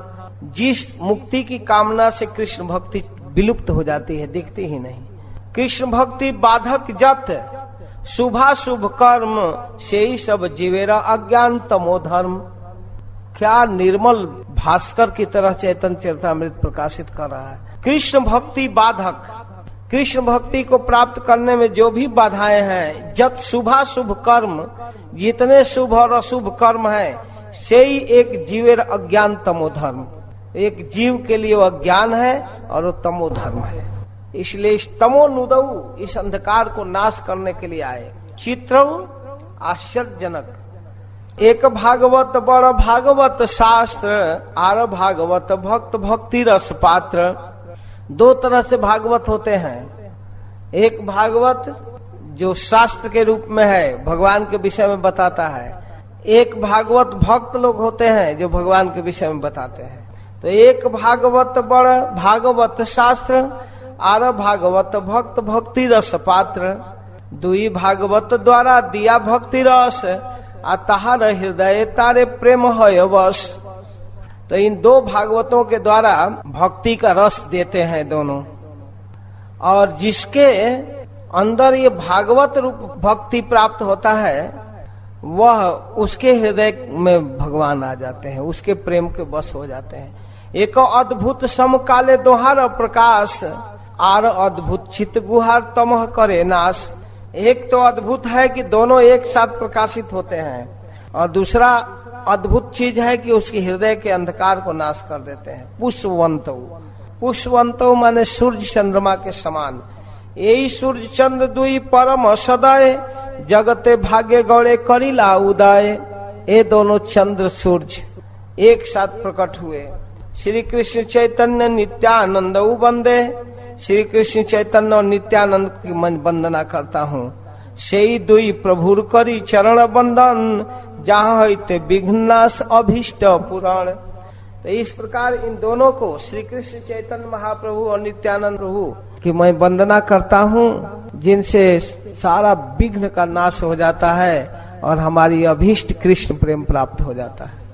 इसमें केवल इष्ट देव को नमस्कार किया गया है, अन्य किसी को नमस्कार नहीं किया गया। यह है विशेष नमस्कार, विशेष नमस्कार रूप मंगलाचरण। तीसरा, यदा द्वैतम ब्रह्म पनिषदि यदप्यस्य तनुभा, या आत्मान्तर्जामी पुरुष इति योऽप्यंश विभवः, षडैश्वर्यो पूर्णो यह भगवान स स्वयमयम्, न चैतन्यात् कृष्णात् जगति परतत्त्वं परमिह। उपनिषदि जत अद्वैतम, जिनको उपनिषद में अद्वैत द्विधायित ज्ञान शून्य अद्वैतवादी गण ब्रह्म इति कथ्यते, ब्रह्म कहते हैं। तदपि अस्य तनुभा, वह ब्रह्म जिनके अंग कांति है। जिनको उपनिषद ब्रह्म कहता है, वह ब्रह्म जिनके अंग कांति है। किनके? श्री कृष्ण चैतन्य महाप्रभु के। योग शास्त्र जोग भी यह पुरुषः अंतर्जामी आत्मा इति कथ्यते। और योग शास्त्र में निपुण योगी जन जिसको पुरुष अंतर्जामी परमात्मा कहते हैं, सह अस्य अंश विभव, वह उनके माने श्री कृष्ण चैतन्य महाप्रभु के अंश विभूति है, वह आत्मा परमात्मा। और यह षडैश्वर्यो पूर्ण भगवान इति कथ्यते। और इन्हीं को तत्व विचार में षडैश्वर्य पूर्ण भगवान कहा जाता है। सह अपि, वही, स्वयं अयम यह जगति चैतन्यात् कृष्णात् परम परतत्वम न। कहते हैं कि वही स्वयं जिनको भगवान कहा जाता है, वही इस जगत में श्री कृष्ण चैतन्य से भिन्न कोई परतत्व या श्रेष्ठ तत्व नहीं है। वही है श्री भगवान, स्वयं चैतन्य महाप्रभु ही भगवान है। मतलब इस श्लोक में महाप्रभु के स्वरूप का वर्णन हुआ। इसमें साफ साफ कह रहे हैं कि उपनिषद में जिनको ब्रह्म कहा गया, वह जिनकी अंग कांति है, उसी को ब्रह्म ज्योति कहते हैं, ब्रह्म। और वो भी आध्यात्मिक होता है, बहुत आनंद प्रदान करता है। तो उसी में बड़े बड़े ज्ञानी लोग, अद्वैती लोग विलीन होना चाहते हैं। वो भगवान के अंग कांति है। और जोगी लोग जिसको अंतर्जामी परम पुरुष मानकर ध्यान करते हैं, वह जिनके अंश विभूति हैं, परमात्मा जो सबके हृदय में रहते हैं, परमात्मा क्षीरोदक्षाई अंश विभव, और जिनको शरैश्वर्य पूर्ण भगवान कहा जाता है, भगवान वही स्वयं अयम माने श्री कृष्ण चैतन्य, वही स्वयं चैतन्य महाप्रभु है, स्वयं भगवान। यह जगती चैतन्यात् कृष्णात् परम परतत्वम न, इस चैतन्य महाप्रभु से भिन्न कोई परतत्व नहीं है, अर्थात ब्रजेंद्र नंदन जय सची सुत हिल से इस रूप में वर्णन करते हैं। इनसे भिन्न कोई दूसरा तत्व नहीं है। इसके बाद चौथे श्लोक में महाप्रभु के अवतार का बाह्य कारण प्रस्तुत कर रहे हैं और इसके साथ महाप्रभु के अभीष्ट कृपा आशीर्वाद भी दे रहे हैं।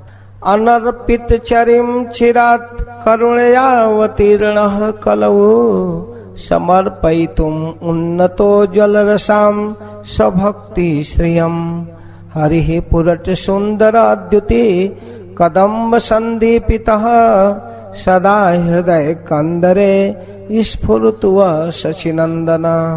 चिरात अनर्पित चरिम उन्नतो जल रसाम भक्ति श्रियम समर्पितुम।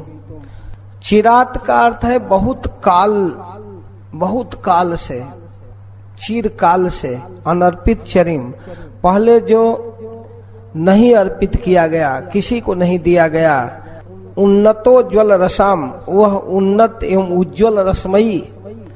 स्वभक्ति श्रियम, स्वभक्ति श्रियम का मतलब अपनी भक्ति संपत्ति, अपने भक्ति संपत्ति, अपने प्रेमा संपत्ति को भगवान कभी किसी को नहीं दिए। समर्पितुम, उसको देने के लिए, उसको लोगों को दान करने के लिए। कलऊ करुणावतीर्ण, इस कलयुग में करुणा पूर्वक कृपा के वशीभूत होकर जो अवतार लिए हैं, वह पूरत सुंदर द्युति, स्वर्ण से भी अधिक सुंदर चमचमाता हुआ, उद्भासित करता हुआ जो रूप प्रकट हुआ है। सचिनंदन हरि, वही सचिनंदन श्री हरि भगवान। सदा वह हृदय कंदरे स्फुरतु, सर्वदा आप सबके हृदय कंदरे, हृदय गुफा में स्फुरित होवे। वही प्रभु सबके हृदय में स्फुरित हो, वही श्री चैतन्य महाप्रभु सबके हृदय में प्रकट हो। सब लोग अनुभव करें कि महाप्रभु मेरे साथ हैं। और इस हरि का अर्थ एक सिंह भी होता है, और सिंह कहाँ रहता है? कंदरा में। उस सिंह के लिए, चैतन्य सिंह के लिए सबसे सुंदर कंदरा है हृदय गुफा। वो अंधेरे में भी रहता है, बाहर से भागकर गुफा में रहता है, वहां कोई लाइट नहीं रहता। जैसे गुफा के अंदर सिंह रहता है, वैसे श्री चैतन्य रूप सिंह हमारे हृदय गुफा में प्रवेश करें, या आपके वह कहकर आप लोगों के माने श्रोताओं के हृदय कंदरा में स्फुरित होवे। इन सब श्लोकों की व्याख्या आगे है, आगे के अध्याय में केवल अनुवाद कर रहे हैं। तो ये अवतार का बाह्य कारण है, वो कृपा करके अपना रस देने के लिए हमारे सामने आए। 5वां श्लोक। राधा कृष्ण प्रणय विकृति हिलादिनी शक्ति रस्मात् एकात्माना वपि भुवि पुरा देह भेदम गतौ तो चैतनाख्यम प्रकट मधुना तद्वयम चैक्यमाप्तम राधा भाव द्युति स्वलितम नौमि कृष्ण स्वरूपम। राधा कृष्ण प्रणय विकृति भवती अतः सा हलादिनी शक्ति। श्री राधिका श्री कृष्ण के प्रणय के सार स्वरूप विकार है, अर्थात कृष्ण प्रेम के गाढ़तम अवस्था महाभाव स्वरूपा है। इसलिए वह कृष्ण की हलादिनी शक्ति, आनंददायिनी शक्ति है। श्री राधा रानी कृष्ण के प्रणय विकृति, प्रणय विकृति का अर्थ है जब राधा रानी मान कर बैठती हैं अपने प्रियतम से, मान करने के बाद जो उनकी अवस्था होती है और श्री भगवान उनको मनाना चाहते हैं, उसमें एक अद्भुत छटपटाहट, इनको कैसे सुखी कर पावे। कृष्ण प्रेम के गाढ़तम अवस्था वो महाभाव स्वरूपा, और वो भी दोनों के अंदर वो छटपटाहट है अपने प्रियतम से मिलने और उनको सुख प्रदान करने की छटपटाहट श्रीमती राधा रानी के अंदर। और वो मुंह मोड़कर जब बैठ जाती है उनके व्यवहार से क्षुब्ध होकर, तो अपने प्रिया को अनुकूल करने के लिए जो कृष्ण का प्रयास है उसमें जो छटपटाहट है कि मेरे कारण हमारी श्रीमती को ये दुख हुआ, कैसे इनको सुखी करें, परस्पर एक दूसरे को सुख प्रदान करने के जो भाव है, जिसमें दोनों के आंखों में आंसू है, दोनों को चाहते हैं, फिर भी दोनों एक दूसरे के लिए अनुकूल नहीं हो पाते हैं, वह है प्रणय विकृति। कृष्ण की प्रणय विकृति मान करने के साथ, मिलन के साथ जो एक विकार उत्पन्न होता है, एक अद्भुत अवस्था उत्पन्न होती है, उसको कहते हैं हलादिनी शक्ति। श्री कृष्ण की हलादिनी शक्ति, आनंददायिनी शक्ति, वह है श्रीमती राधा रानी। अस्मात्, इसलिए शक्ति शक्तिमान में अभेद होने के कारण तौ राधा और कृष्ण ये दोनों एकात्मनौ अपि भुवि पुरा देह भेदम गतौ, कहते हैं स्वरूपतः एक आत्मा है, अभिन्न है, फिर भी गोलोक में अनादि काल से अलग देह धारण किए हुए हैं। तत्वतः दोनों में भेद नहीं, इसकी व्याख्या होगा जैसे कस्तूरी और गंध में भेद नहीं है, आग और उसके दाहिका में भेद नहीं है, जैसे चीनी और मिठास में भेद नहीं है, मरचा और तिताई में भेद नहीं है, उसी प्रकार कृष्ण और राधा में भेद नहीं है। वे शक्ति और शक्तिमान अनादि काल से अलग रहकर देह धारण किए हैं। च तद्वयम ऐक्यम, फिर वही दोनों शक्ति और शक्तिमान राधा और कृष्ण ऐक्यम आप्तम, एकत्व माने एक साथ प्राप्त होकर राधा भाव द्युति सुवलितम, वही राधा भाव कांति से विभूषित होकर अधुना प्रकट, इस समय इस कलयुग में प्रकट हुए हैं चैतन्याख्यम, श्री कृष्ण चैतन्य नाम से।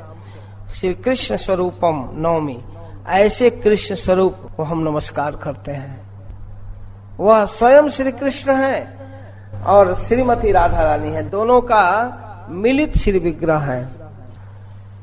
छठवां, श्री राधाया प्रणय महिमा की दिशो यावान यैर्वा, स्वाद्यो जेनाद्भुत मधुरिमा की दिशो वा मदीय, सौख्यम चास्या मदनुभवतः की दिशम वेति लोभात्, तद्भावाद्य समजनी सचि गर्भ सिंधो हरिंदु।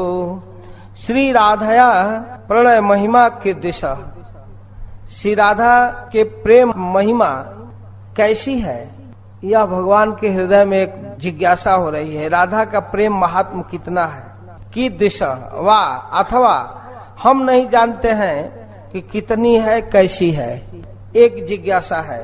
जैन अनया एवं आस्वाद्य मदीय अद्भुत मधुरिमा की दिशा वा। दूसरा प्रश्न, अन्य किसी के द्वारा नहीं, केवल राधा के द्वारा ही अनया एवं आस्वाद्य आस्वादनीय मदीय अद्भुत मधुरिमा, मेरे अत्याश्चर्य माधुर्य कैसा है। राधा रानी के प्रेम की सीमा क्या है, एक प्रश्न। दूसरा, अनया एवं आस्वाद्य मदीय अद्भुत मधुरिमा की दिशा, और वह एकमात्र राधा रानी के द्वारा ही जो आस्वादनीय मेरे अति आश्चर्यमय माधुरी कैसी है, अथवा नहीं जानते कैसा है। वाह कहकर कहते हैं हम नहीं जानते हैं कैसा है। एवं च मद अनुभवत अस्या सौख्यम की दिशम वा, मेरे माधुर्य के अनुभव वस्तः इस राधा के सुख कैसा है। पहली जिज्ञासा है कि राधा के प्रेम की सीमा क्या है, क्या महात्मा है, और जो केवल उसी के द्वारा आस्वादनीय है वो अति आश्चर्य मेरी माधुरी क्या है। दो, तीसरा कि उस राधा के माधुर्य के अनुभव के वश में होकर वह राधा किस सुख का स्वादन करती है, तो हम नहीं जानते वो किस सुख का स्वादन करती है। इति लोभात, इस समस्त विषयों के लोभ वस्तः तद्भावाद्य सची गर्भ सिंधो हरिंदु समझनी, श्री राधा भाव से युक्त होकर सची देवी के गर्भ रूप समुद्र से कृष्ण चंद्र प्रादुर्भूत हुए। तीन लोभ है इनके मन में कि राधा के प्रेम का सीमा क्या है, कितना वो प्रेम करती हैं, और जो मेरे अंदर माधुरी है जिसको केवल राधा समझती है वह क्या है, और तीसरा मेरे माधुर्य से, मेरे मधुरिमा में राधा को क्या सुख प्राप्त होता है, वह कैसा सुख है, इसको जानना चाहते हैं। तो इस प्रकार इसी लोभ से स्वयं श्री कृष्ण चैतन्य महाप्रभु के रूप में हो गए। इन 6 श्लोकों में चैतन्य महाप्रभु का वर्णन हुआ मुख्य रूप से। अब नित्यानंद प्रभु, तो नित्यानंद प्रभु का 5 श्लोक है जो तात्विक है लेकिन आसान है, आप समझ सकते हैं। संकर्षण कारणतो यशाई गर्भोदशाई च पयोब्धिशाई शेषस्य जस्यांश कला च नित्यानंदाख्य रामः शरणं ममास्तु। संकर्षण कारणतो साई गर्भोदशाई पयोब्धिशाई शेषश्च अस्य अंश कला सह नित्यानंदाख्य रामः मम शरणं अस्तु। कि संकर्षण, संकर्षण का मतलब परव्योमाधिपति नारायण के द्वितीय विहू संकर्षण। संकर्षण जो चतुर्विहू के अंदर है, चतुर्विहू के अंदर वासुदेव संकर्षण, परम व्योमाधिपति वैकुंठ के अधिपति नारायण के जो द्वितीय विहू है वो संकर्षण, जो कारणोदक साई प्रथम पुरुषावतार, कारणाब्धि साई महाविष्णु और गर्भोदशाई द्वितीय पुरुषावतार जो प्रत्येक ब्रह्मांड के अंतर्जामी है, वो गर्भोदक साई सहस्रशीर्षा पुरुष, और पयोब्धिशाई जो तृतीय पुरुषावतार क्षीरोदक साई विष्णु है, और च शेष और अनंत देव शेष जो ब्रह्मांड को अपने सिर पर धारण करते हैं, सरसों के दाने के बराबर जिनके सिर पर ब्रह्मांड है। जस्य अंश कला सह, जिनके अंश और अंशों के अंश हैं, शेष जिनके अंशों के अंश हैं, सह वही नित्यानंदाख्य राम, वही नित्यानंद नामक बलराम मम शरणम अस्तु, मेरा आश्रय हो।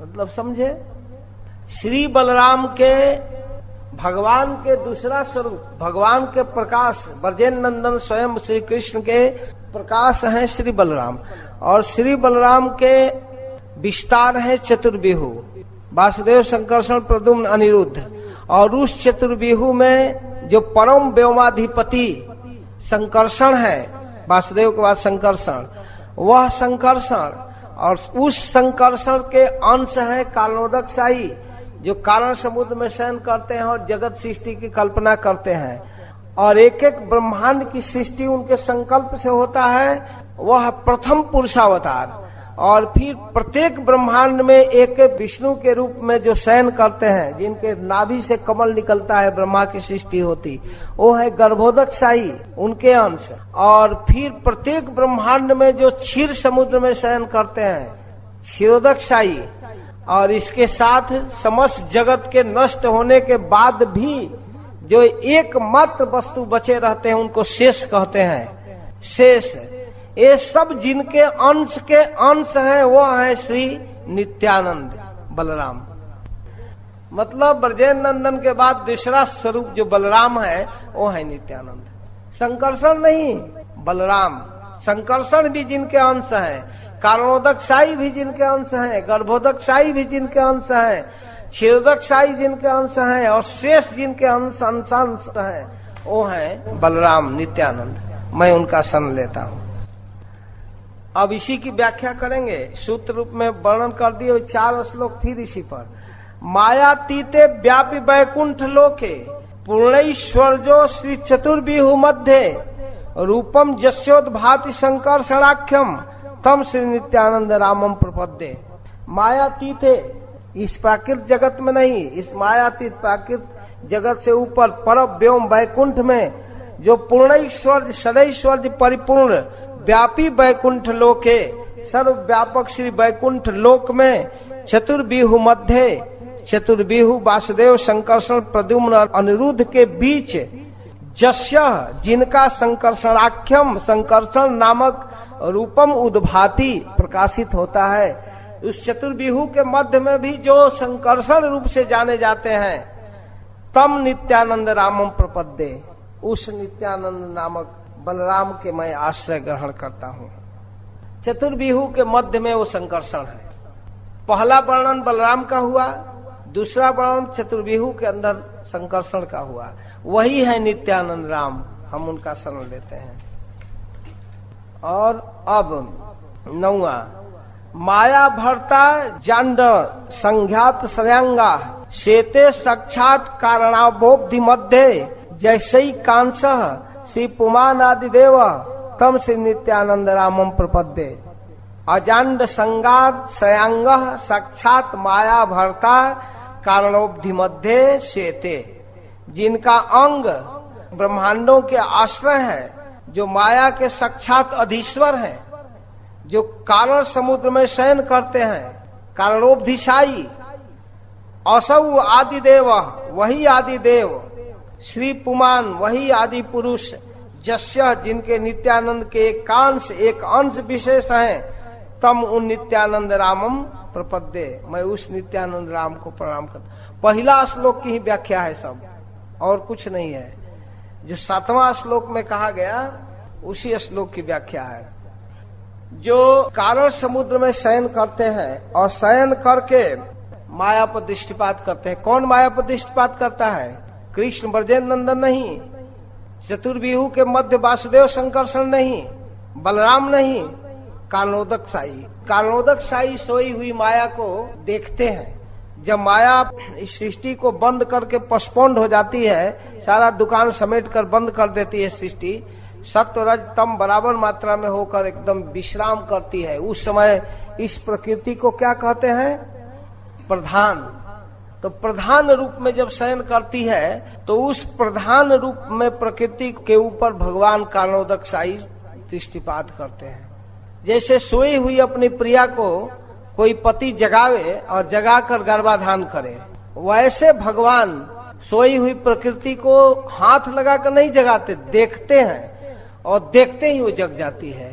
और जग ही नहीं जाती, गर्भवती हो जाती है। दृष्टि मात्र से महत तत्व को उत्पन्न करती है और फिर इसके बाद सृष्टि प्रारंभ हो जाती है। फिर वह पृथ्वी, जल, वायु, अग्नि, आकाश आदि इन तत्वों को उत्पन्न करती है।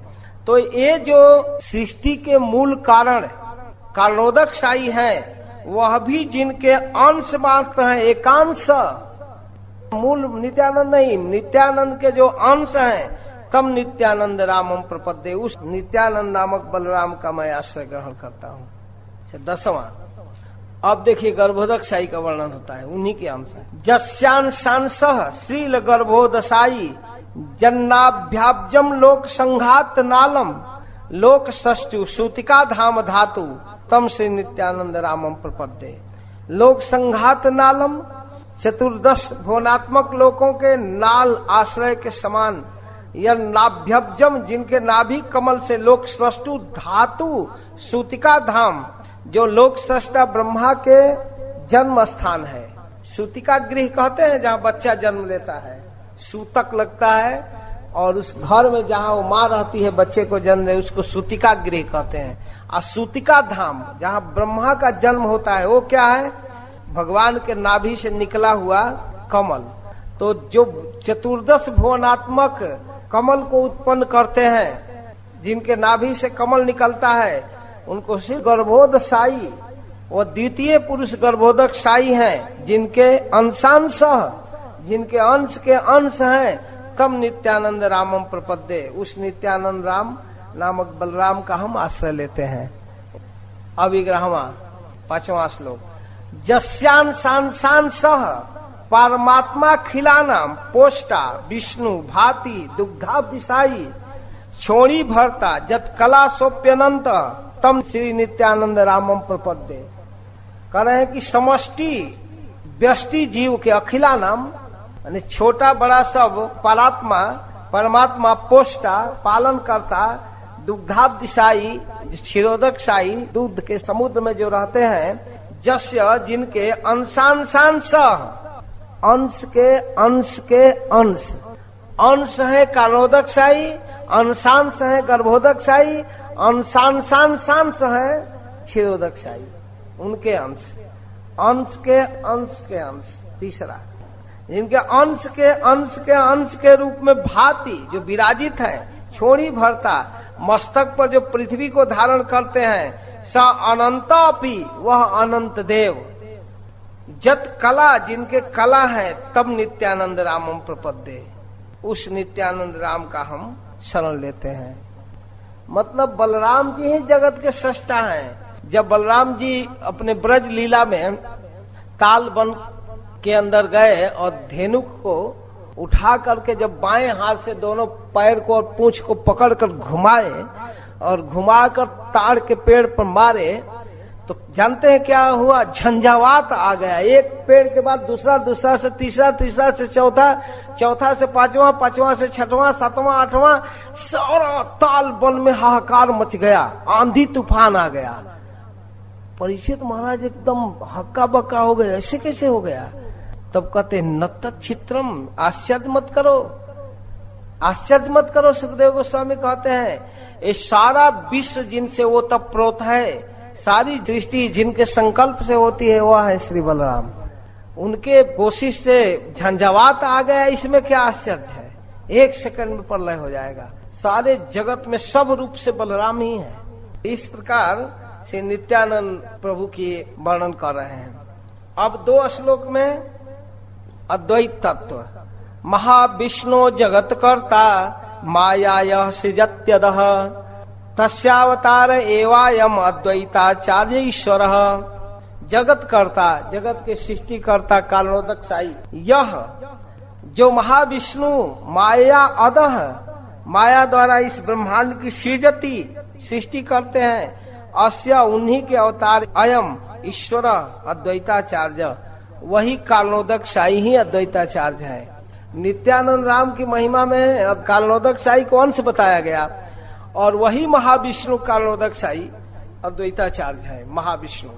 इसके साथ अद्वैतम हरिणाद्वैत आचार्यम भक्ति संसनात भक्तावतारम मीशम तम अद्वैताचार्य आश्रय हरिणा, श्री हरि के सहित अद्वैतात अद्वैतम भक्ति संसनात, द्वैत भाव शून्यता हेतु अभिन्न होकर जो अद्वैत नाम से विख्यात हैं, भक्ति के उपदेश करने के लिए आचार्यम तम भक्तावतारम ईशम अद्वैताचार्यम आश्रय, जो आचार्य के नाम से विख्यात हैं, उन्हीं भक्तावतार ईश्वर श्री अद्वैताचार्य का हम आश्रय ग्रहण करते हैं।